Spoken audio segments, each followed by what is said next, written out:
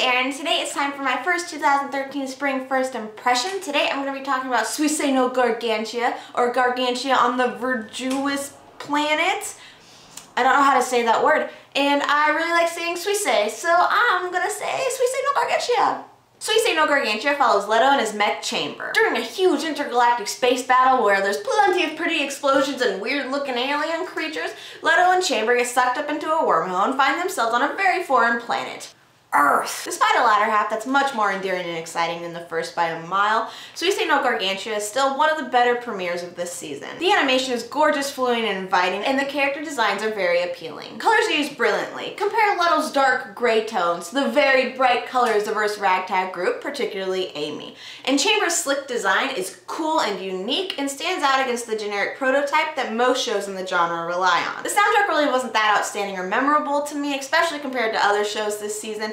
However, I didn't think it was distracting, and I thought it served its purpose well, and I also think that the opening is one that grows on the viewer over time. With the introduction of Amy, her pet squirrel thing that's really adorable, and the rest of Earth's crew, who all have amazingly fantastic names, BTW, comes really exciting scenes in which Leto has to learn his way around this unusual and barbaric place, and it's also the perfect opportunity to display the cool technology that Leto's society has. Not to mention, this is also when the script takes hilarious jabs at the language barrier, my favorite being when Chamber translates one of Amy's expletive shouts at Leto as sanctified excrement.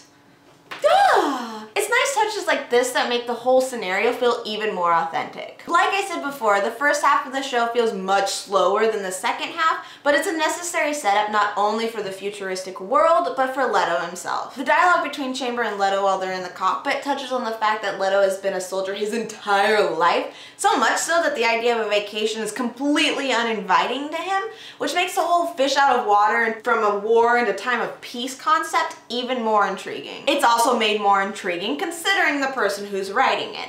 If you guys do not know who Gen Urobuchi is, he is the writer behind Madoka Magica, Fate Zero, and the recently ended cyberpunk detective story Psycho-Pass. Almost forgot the name of that one. Whoops. He is no stranger to raw takes on sensitive subjects concerning the human psyche, so it makes one wonder exactly what he's going to be exploring here.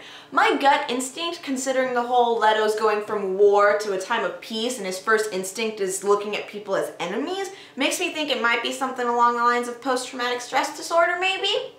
But I could be completely off the mark on that one, and I'd be completely fine even if I am, because anytime Urobuchi dips his hand into the genre, he brings a refreshing take on it, and so I'm really excited to see what he does with the mech category, and this first episode was just a nice little taste of what is sure to be an enjoyable series to come. You can find the first episode of Suisei no Gargantia on Crunchyroll. I will leave a link to it in the description down below. I will also leave my Twitter, my Tumblr, Facebook, and my anime list and Crunchyroll profile all down there as well. That is it for my very first impression for spring anime season elbow. What are you guys watching? Let me know in the comments down below what you guys have checked out. I've checked out Devil Survivor 2, Suisei.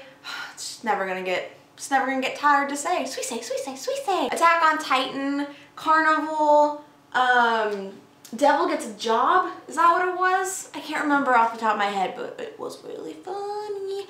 This has been a really strong season so far. I'm liking pretty much every single thing I've seen. I haven't watched Aku no Hana yet, but it is on my list. Daza hated it.